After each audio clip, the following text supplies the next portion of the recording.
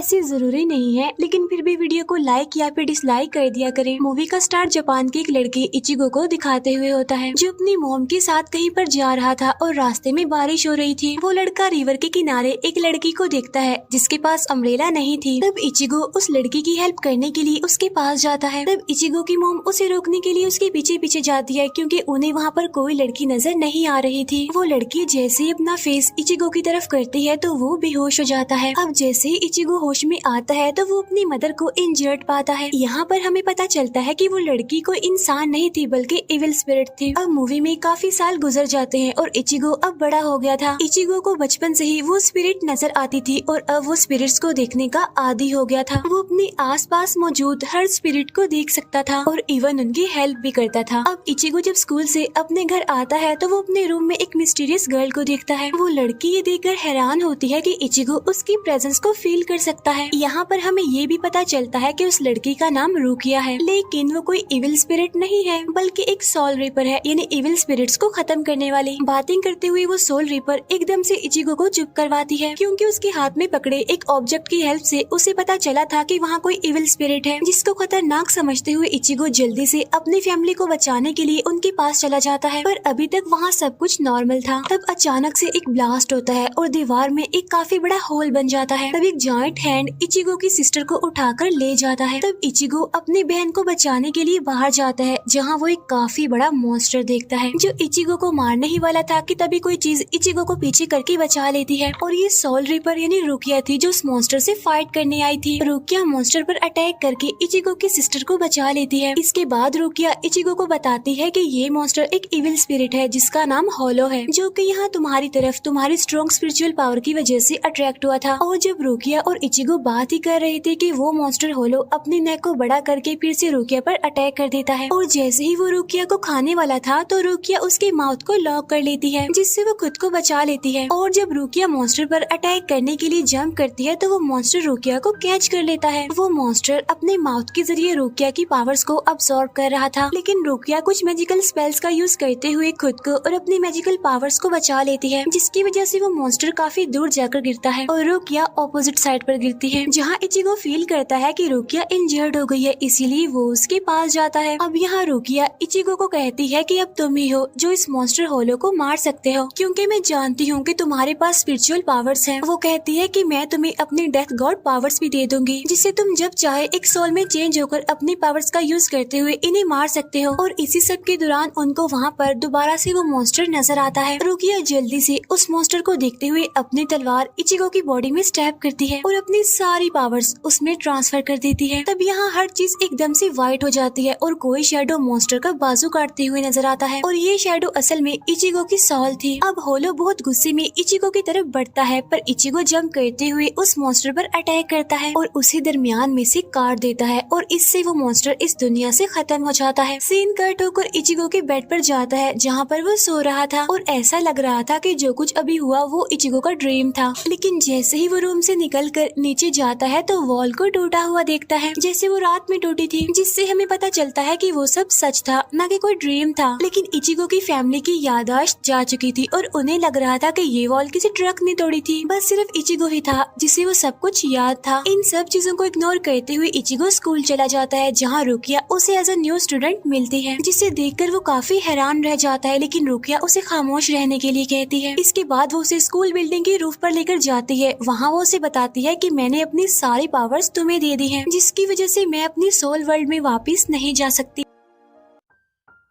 और अब वो इचिगो से अपनी पावर्स वापस लेने आई थी। वो कहती है कि वो तलवार को दोबारा से अपनी बॉडी में स्टैब करे, जिससे उसकी पावर्स दोबारा से उसके पास आ जाएंगी, पर इचिगो ये बात नहीं मानता। तब रुकिया जल्दी से उसको नीचे गिराते हुए उसके अंदर अपनी सोर्ड को स्टैब करने की कोशिश करती है, बट वो ऐसा नहीं कर पाती, जिससे रुकिया को पता चलता है कि इचिगो के अंदर उससे ज्यादा पावर्स हैं। यानी अब इचिगो की अपनी और रुकिया की पावर्स मिलकर वो बहुत ज्यादा पावरफुल हो गया है। तब रुकिया को लगता है कि इचिगो कुछ ट्रेनिंग के बाद बहुत अच्छे से इविल सोल का मुकाबला कर सकता है। लेकिन इचिगो को ये आइडिया पसंद नहीं आता क्योंकि वो एक नॉर्मल लाइफ गुजारना चाहता था। इस सब के बाद जब इचिगो अपने घर आता है तो वो अपने कबर्ड में रोकिया को देखता है। वो उसे कहता है कि तुम क्या कर रही हो यहाँ, चले क्यों नहीं जाती यहाँ से। जिस पर वो कहती है कि मैं यहाँ से कहीं नहीं जा सकती क्योंकि मेरी पावर्स तो तुम्हारे पास है। अभी ये लोग बातें कर ही रही होती हैं कि तभी अचानक से इचिगो के फादर वहाँ पर आ जाते हैं क्योंकि उन्हें लग रहा था कि वहाँ पर कोई लड़की है जिसे इचिगो ने कहीं पर छुपा दिया है। और वो कबर्ड के अंदर भी देखते हैं लेकिन उन्हें रोकिया नजर नहीं आती क्योंकि वो तो सोल रिपर थी। तब इचिगो के फादर उसे वार्न करते हुए वहाँ से चले जाते हैं। नेक्स्ट डे रोकिया जल्दी से उसे जगा देती है और उसे ट्रेनिंग के लिए लेकर जाती है। लेकिन इचिगो तो इन सब में इंटरेस्टेड नहीं था, इसीलिए वो सही से परफॉर्म नहीं कर पा रहा था। अब रोकिया उसे एक लकड़ी की तलवार देती है और उसे आर्ट ऑफ कैंडो सिखाती है। लेकिन अब क्योंकि उसके पास इतनी अच्छी मूव्स नहीं थी, इसीलिए वो रोकिया की तलवार से इंजर्ड होकर पागलों की तरह अपनी तलवार से रोकिया पर अटैक करने की कोशिश करता है। दूसरी तरफ हम एक सोल रिपर रेंजी को देखते हैं जो सोल वर्ल्ड में अपने चीफ को बता रहा होता है कि रोकिया अपनी सारी पावर्स खो चुकी है, जिसकी वजह से हमारा रोकिया पर कंट्रोल खत्म हो गया है। और अब सोल रिपर का चीफ उसे ऑर्डर करता है कि तुम रोकिया के पास जाओ और उसको उसकी पावर्स के साथ वापस लेकर आओ, चाहे इस काम के लिए तुम्हें उस आदमी को ही क्यों ना मानना पड़े जिसके पास रोकिया की पावर्स हैं। यानी ये लोग इचिगो की बात कर रहे थे। नेक्स्ट सीन में हम देखते हैं कि इचिगो अपने स्कूल से घर जा रहा है और तब उसे ऐसा फील होता है जैसे कोई उसका पीछा कर रहा है। तब वो जोर से कहता है कि जो कोई भी है मेरे सामने आए। तब इस बात से रेंजी काफी हैरान होता है कि वो एक इंसान है, उसने मेरी प्रेजेंस को फील कैसे कर लिया। फिर वो सोल रिपर रेंजी उसके सामने आकर उसे पूछता है कि रोकिया कहाँ है, लेकिन वो झूठ बोल देता है और कहता है कि मैं नहीं जानता क्योंकि उसे लग रहा था कि वो खतरे में है। अब इस बात को सुनकर रेंजी को गुस्सा आ जाता है और वो इचिगो पर अपनी स्वॉर्ड से अटैक करता है जिससे इचिगो बच जाता है क्योंकि किसी मैजिकल ऑब्जेक्ट ने स्वॉर्ड की डायरेक्शन चेंज कर दी थी और रेंजी उस ऑब्जेक्ट से छुपने के लिए बच गया था। तब मौके का फायदा उठाकर इचिगो वहाँ से भाग जाता है। तब वो अपने घर जाकर ये बात जल्दी से रोकिया को बताता है कि मुझे कुछ लोग मिले थे जो कि तुम्हारे बारे में ही पूछ रहे थे। जिस पर वो कहती है कि वो लोग मुझे लेने और तुम्हें मारने आए थे, लेकिन हाँ पहले मैं तुम्हें ट्रेनिंग दूंगी और बाद में अपना मिशन पूरा करके ही जाऊंगी। नेक्स्ट डे स्कूल में इचिगो को एक ऐसा आदमी मिलता है जो उसकी सारी पावर्स के बारे में जानता था। उस आदमी का नाम अशीदा था। इचिगो ये सुनकर हैरान हो गया था कि उसे ये सब बातें कैसे पता है।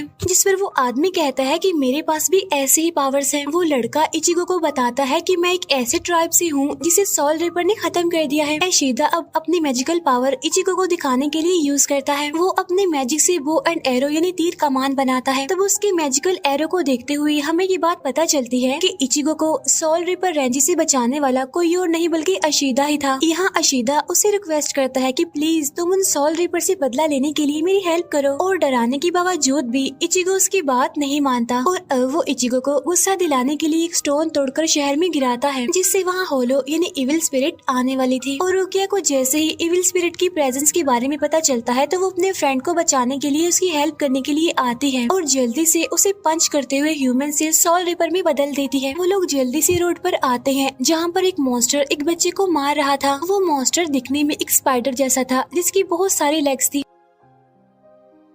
इचिगो जल्दी से उसके पास जाकर गुस्से में उस पर अटैक कर देता है। इचिगो और मॉन्स्टर के दरमियान फाइट चल रही थी और जहां वो मॉन्स्टर इचिगो पर हैवी होने वाला था वहीं पर दूसरा सोल रिपर रेंजी अपने इनक्रेडिबल स्पीड पावर का यूज करते हुए इचिगो को बचा लेता है। और अब रेंजी और इचिगो के दरमियान फाइट शुरू हो जाती है। जब रेंजी उसे मारने ही वाला था कि रुकिया उसे बचाने आ जाती है जिससे रेंजी को गुस्सा आ जाता है क्योंकि रुकिया एक इंसान को बचा रही थी। हालांकि उसको मार देने से रुकिया की पावर्स वापिस आ सकती थी। इसी सब के दरमियान यहाँ पर सोल रिपर का चीफ आ जाता है। यहाँ पर हमें पता चलता है कि वो रुकिया का भाई है। वो रुकिया से कहता है कि तुम किसी भी हालत में इस आदमी से अपने डेथ गॉड पावर्स लेकर वापस आओगी और चाहे इस काम के लिए तुम्हें इचिगो को मारना ही क्यों ना पड़े। और रुकिया के पास भी यही एक तरीका था अपने सोल वर्ल्ड में वापस जाने का, लेकिन रुकिया किसी इनोसेंट इंसान को मारना नहीं चाहती थी। फिर रुकिया का भाई उसे वार्निंग देते हुए चला जाता है कि अगर रुकिया नेक्स्ट फुल मून तक सोल वर्ल्ड में वापस ना आई तो इचिगो को वो खुद ही मार देंगे। जिसके बाद रुकिया इचिगो की सोल को उसकी बॉडी तक लेकर आती है। यहाँ रेंजी के साथ फाइट में इचिगो की सोल काफी हर्ट हुई थी। रुकिया को लगता है कि उसकी पावर्स वापस लेने से उसकी जान जा सकती है, इसीलिए वो इचिगो की जान बचाने के लिए अपने भाई से एक डील करती है। वो कहती है कि हम इचिगो को अपने सबसे बड़े मॉन्स्टर ग्रैंड फिशर को मारने के लिए यूज करेंगे, लेकिन इसके बदले उन्हें इचिगो को छोड़ना होगा। अब रुकिया का भाई तो ये बात मान जाता है, लेकिन रेंजी को इस बात पर बहुत गुस्सा आता है। वो कहता है कि रुकिया उस आदमी के ट्रैप में फंस रही है क्योंकि उसे लगता है कि इचिगो भी सोल सॉल स्पिरिट है। इन सब बातों के दौरान रुकिया को ढूंढते हुए इचिगो भी वहाँ पर आ जाता है और अपने फ्रेंड को बचाने के लिए कहता है कि मैं उस ग्रैंड फिशर को मारूंगा, शर्त ये है कि अभी तुम लोग यहाँ से चले जाओ। तब रुकिया का भाई ये मान लेता है क्योंकि उसे पता था कि ग्रैंड फिशर बहुत पावरफुल है जिसको इचिगो मार नहीं पाएगा और वो खुद ही मर जाएगा और इस तरह से रुकिया की पावर्स भी उसे वापस मिल जाएंगे। और अब वो अपने मिशन के लिए रुकिया से ट्रेनिंग लेता है। अब की बार वो पहले से बहुत अच्छा परफॉर्म कर रहा था क्योंकि उसे किसी भी हाल में उस ग्रैंड मास्टर को मारना था और सबसे इम्पोर्टेंट कि उसने अपनी फ्रेंड रुकिया को बचाना था। और इस सब के लिए जरूरी था कि वो अपनी पावर्स को अच्छे से जान सके और उनको अपने कंट्रोल में कर ले। नेक्स्ट सीन में हम देखते हैं कि इचिगो की ट्रेनिंग कंप्लीट हो गई है और ग्रैंड फिशर भी उनसे लड़ने के लिए आ गया है, जिसके यहाँ आने का रुकिया को पता चल जाता है और वो जल्दी से इचिगो को ह्यूमन से सोल रिपर में चेंज कर देती है। ग्रैंड मास्टर उस छोटे सोल की शक्ल में सामने आता है जिसने मूवी के स्टार्ट में इचिगो की मॉम को मारा था, जिसे देखकर इचिगो का गुस्सा और ज्यादा बढ़ जाता है और वो अपनी तलवार से उस मॉन्स्टर के टेंटिकल्स को काट देता है। और जैसे ही इचिगो उसके दिल पर अटैक करने वाला होता है तो उसे वहाँ पर उसकी मॉम नजर आती है, जिनको देखकर वो 1 मिनट के लिए रुक जाता है। असल में ये एक विजन था जो उस मॉन्स्टर ने इचिगो को ट्रैप करने के लिए दिखाया था, जिससे रुकिया उसे बाहर निकालती है। और इसके बाद हम मॉन्स्टर को उसके असली रूप में देखते हैं जिससे इचिगो लड़ रहा था और अब वो दोनों लड़ते हुए सिटी के अंदर आ जाते हैं, जहाँ वो मॉन्स्टर हर चीज को डिस्ट्रॉय कर रहा था। इचिगो उसे मारने की बहुत कोशिश कर रहा था लेकिन उसे मारना बहुत मुश्किल था और अब फाइट के दौरान वो मॉन्स्टर इचिगो पर भारी पड़ रहा था। और जैसे ही वो मॉन्स्टर इचिगो को मारने ही वाला होता है तो वहाँ मैजिकल ऑब्जेक्ट इचिगो को बचा लेता है और ये वही ऑब्जेक्ट था जिसने पहले भी इचिगो को बचाया था, यानी अशीदा का मैजिकल एरो, जिसका मतलब ये था कि वो भी इचिगो की हेल्प करने के लिए आया था। अशीदा बार बार उस पर अपने वेपन से अटैक करता है जिससे वो बचता रहता है। इतने में ही इचिगो नीचे से उस मॉन्स्टर पर अटैक करता है जिससे वो ज्यादा इंजर्ड तो नहीं होता लेकिन उसे गुस्सा आ जाता है और वो अपने गुस्से को तूफान में बदल देता है, जिससे वो अशीदा और इचिगो दोनों को ही हर्ट करते हुए दूर फेंकता है। तब इचिगो जाकर एक बस के अंदर गिरता है तो वो मॉन्स्टर बस के अंदर अपने टेंटिकल की हेल्प से उसे ट्रैप कर लेता है, लेकिन बाहर से अशीदा उस मॉन्स्टर की आई पर अपने एरो से अटैक करता है। तब वो मॉन्स्टर गुस्से में उस पूरी बस को तोड़ देता है और तब इचिगो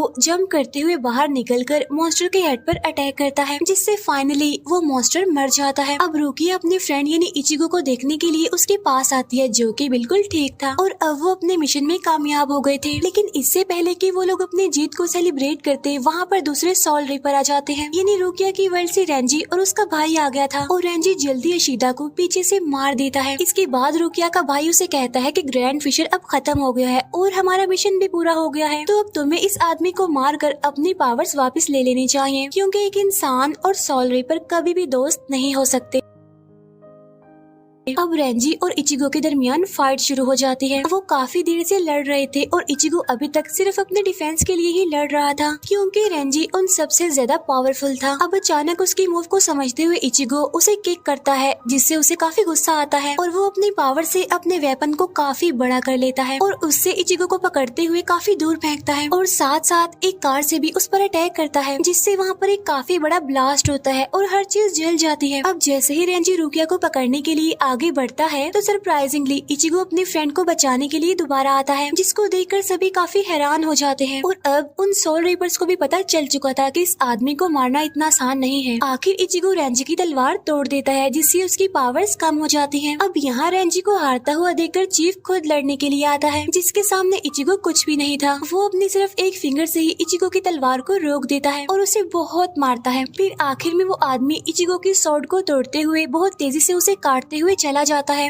लेकिन इस बार दोबारा रुकिया को बचाने के लिए वो उठता है, जिससे रुकिया के भाई को गुस्सा आ जाता है, तो वो उसे जान से मारने के लिए आगे बढ़ता है, पर रुकिया आगे बढ़कर उसे किक करती है, जिससे वो कार पर जाकर गिरता है। वो उसे उठने से रोकती है और अपने भाई के सामने उसे बुरा भला कहती है। रुकिया अपने भाई से वादा करती है कि वो अपने पावर्स के साथ अपनी दुनिया में वापस जरूर आएगी, जिसके बाद वो अपनी स्वॉर्ड को इचिगो की बॉडी में स्टैब करती है और अपनी सारी पावर्स उससे वापस ले लेती है। यहाँ हर चीज पहले की तरह व्हाइट हो जाती है और सीन कट होकर फिर से इचिगो के बेड पर आता है, जहाँ वो अभी भी जिंदा था, क्योंकि रुकिया ने अपने डेथ गॉड पावर से उसे मरने नहीं दिया। अब इचिगो की नॉर्मल लाइफ स्टार्ट हो गई थी और वो नॉर्मली अपने स्कूल जाता है, जहाँ उसके सारे फ्रेंड्स पहले जैसे ही थे, पर रुकिया वहाँ पर नहीं थी और ना ही वो किसी को याद थी। लेकिन इचिगो उसे बहुत मिस कर रहा था और फिर वो अपनी बुक में रुकिया के लिखे हुए वर्ड पर स्माइल करता है और उसकी स्माइल के साथ ही ये मूवी यहीं पर एंड हो जाती है। Thank you for watching.